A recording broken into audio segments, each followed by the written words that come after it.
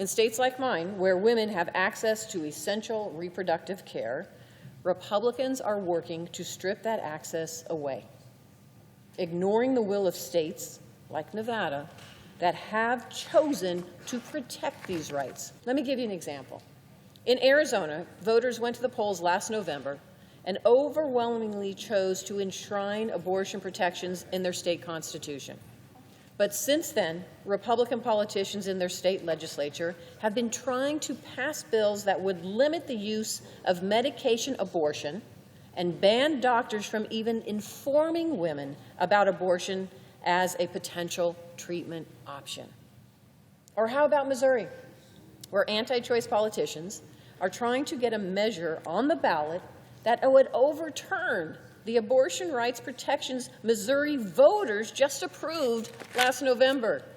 These plots to subvert the will of voters and roll back women's rights in the states may not be capturing everyone's attention right now, but it is happening, and we need to shed light on it, because it's just as dangerous as some of the harmful policies coming out of this administration.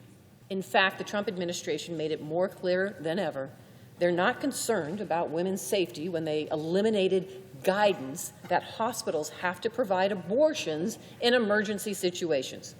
We have a law in this country that hospitals that receive federal funding are required to provide medical care to stabilize a health emergency, including for pregnant patients.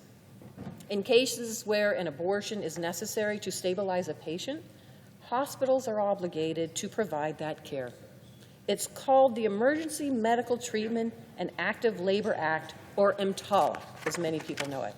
Now, I want to stress that EMTALA is the law of the land, and emergency abortion care is protected under EMTALA. But the problem is that this administration is telling women they are unwilling to enforce these protections.